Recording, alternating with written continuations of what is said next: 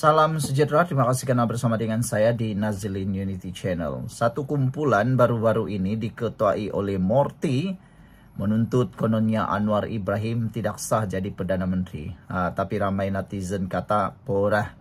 Mereka kata, tak payah bermimpilah, kata mereka. Tapi yang menjadi pertanyaan besar ialah, adakah Waita Morty alat kepada sesiapa? Drama politik murahan hina perlembagaan.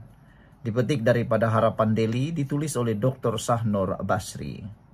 Tindakan P. Waita Morty memfailkan saman bagi mencabar keabsahan Datuk Seri Anwar Ibrahim sebagai ahli parlimen bukan sahaja membuang masa mahkamah. Malah tindakan itu merupakan cubaan tidak bertanggungjawab yang menyerang asas perlembagaan persekutuan. Paling teruk sekali ialah Morty patutnya sudah tahu dan memang tahu bahawa ada satu kes baru-baru ini yang telah pun ditolak Mahkamah Persekutuan yang mempersoalkan keabsahan pengampunan Anwar. Itu duluan yang paling sesuai untuk Morty ketahui. Sudah ditolak, jadi buat apa lagi nak mau buat benda yang sama? Bukankah itu satu perkara yang membuang masa? Tapi tak apalah, silakanlah buat karena itu hanya akan buang masa.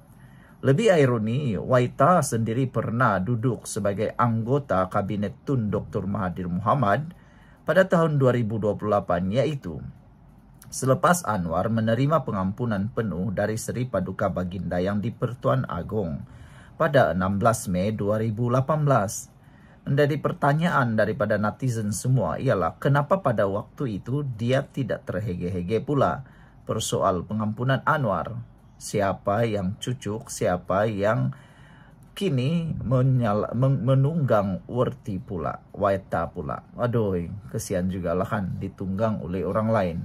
Sebelum kita teruskan ulasan ini, jangan lupa tinggalkan komen Anda dengan tanda pagar. Kami benci ditunggang. Baik, sebelum itu saya kongsi dulu dengan Anda semua. Ini terapi imun Transovector for Life. Terapi imun yang meningkatkan daya imun badan kita sehingga 400% dan menjadi bijaksana. Secara umum dan ringkasnya, apabila imun badan kita jadi bodoh, apabila imun badan kita jadi lemah, apabila imun badan kita tidak lagi bertindak kuat, kita tidak sembuh daripada sebarang penyakit dan akar penyakit berkembang, berakar, bertumbuh di dalam tubuh badan kita, lalu kita kena penyakit. Tapi dengan imun badan yang kuat, bijaksana, ia akan menghancurkan, menghapuskan semua akar penyakit yang berakar dalam tubuh badan kita. Dapatkan produk ini melalui nomor telepon yang saya tertera, dan produk ini lulus KKM halal diperakui oleh dokter-dokter di seluruh dunia. Mungkin ini jawaban pada masalah kesehatan yang Anda alami sekarang ini yang Tuhan tunjukkan kepada Anda semua.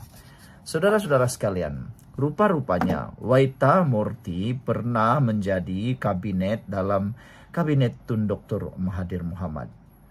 Tapi kenapa tiba-tiba sekarang dia mulai menyalak? Hakikatnya, Waita pada ketika itu adalah menteri di jabatan Perdana Menteri yang sudah pasti mengetahui, malah tidak pernah kedengaran membantah proses dan keputusan pengampunan penuh tersebut. Beliau juga merupakan anggota dalam kabinet ketika Anwar bertanding dan menang dalam pilihan raya kecil Port Dickson pada Oktober 2018. Jika benar Waita meragui keabsahan pengampunan itu, mengapa beliau tidak membantah dalam mesyuarat jemaah menteri ketika itu? Apakah ini bukan hipokrasi politik yang nyata? Lebih menggelikan hati, ahli parlimen PAS, Taqiyuddin Hasan turut dilihat mengangkat dokumen tanda sokongan terhadap cabaran Waita. Drama politik ini hanyalah episod terbaru dalam skrip PAS dan Perikatan Nasional, walaupun mereka kemudian menafikan terlibat, yang tidak pernah jemu menunggang apa sahaja isu. Kali ini termasuk menunggang Hindraf, semata-mata untuk menggugat kedudukan kerajaan. Mereka sanggup menjilat ludah, mereka sanggup berpeluk-pelukan, semata-mata hanya untuk mahu menjatuhkan Anwar seorang. Fakta perundangan tidak boleh disangka. Pertama sekali, Perlembagaan Persekutuan secara sendiri jelas menjawab segala dakwaan Waita. Artikel 48 dalam kurungan 1 kurungan I menetapkan bahwa seseorang yang telah disabitkan kesalahan hanya hilang kelayakan sebagai ahli parlimen jika belum menerima pengampunan penuh. Ini bermakna, apabila pengampunan penuh diberikan, kesan perundangan daripada sabitan itu terhapus sepenuhnya, seolah-olah sabitan tersebut tidak pernah berlaku. Tambahan pula, artikel 48 dalam kurungan 3 memberi kuasa kepada Yang di-Pertuan Agong untuk menghapuskan hilang kelayakan tersebut. Kuasa ini bukan bersifat simbolik, tetapi merupakan pemulihan substantif terhadap semua hak yang telah dilucutkan akibat sabitan.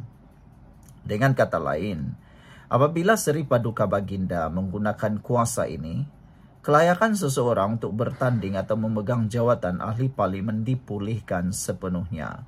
Di Malaysia, kuasa pengampunan adalah unik dan lebih kukuh berbanding di beberapa negara Commonwealth lain. Perkara ini dijamin dalam Perlembagaan Persekutuan sebagai kuasa perlembagaan, bukan sekadar prerogatif adat. Walaupun Yang di-Pertuan Agong menerima nasihat lembaga pengampunan, keputusan akhir terletak di tangan Baginda. Lebih penting, mahkamah-mahkamah Malaysia secara konsisten memutuskan bahawa kuasa pengampunan ini bersifat non-justiciable, iaitu tidak boleh dicabar atau disemak secara kehakiman. Ini menegaskan lagi sifatnya yang mutlak, muktamad dan berkuasa menghapuskan kesan sabitan. Rukun negara merupakan ikrar denyut nadi kita negara, kita rakyat Malaysia mengenai keluhuran perlembagaan dan kesetiaan kepada raja dan negara. Pengampunan penuh terhadap Anwar Ibrahim pada 16 Mei 2018 adalah fakta rasmi dan termaktub dalam rekod negara. Ia diumumkan secara terbuka, disahkan oleh Istana Negara dan diterima tanpa bantahan oleh jemaah menteri ketika itu, termasuk Waita sendiri. Duluan mahkamah mematikan hujah Waita. Beberapa kes mahkamah di Malaysia telah mengukuhkan prinsip ini. Antara yang relevan ialah kes Karpal Singh lawan Sultan of Selangor dan kes Sim Ki Chon lawan Superintendent of Pudu Prison. Dalam kes tersebut, mahkamah menegaskan bahawa pengampunan penuh bukan sahaja menghapuskan hukuman tetapi juga kesan perundangan daripada sabitan tersebut. Dan dalam kata lain, seseorang yang telah diampunkan kembali berdiri di sisi undang-undang seperti mana-mana warga negara lain tanpa sekatan. Raja atau Sultan di Malaysia mempunyai kekebalan daripada tindakan undang-undang dalam kapasiti rasmi.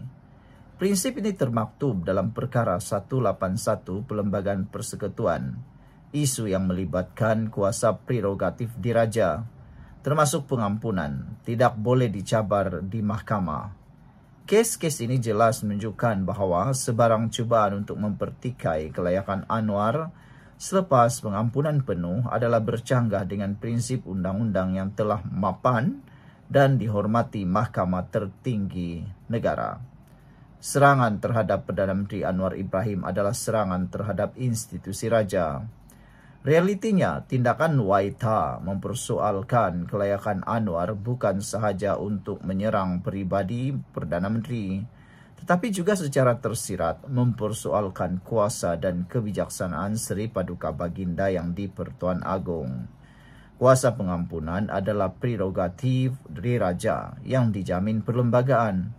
Mempertikai keberkesanan pengampunan itu sama sahaja dengan mempertikai kuasa mutlak Baginda di bawah undang-undang tertinggi negara.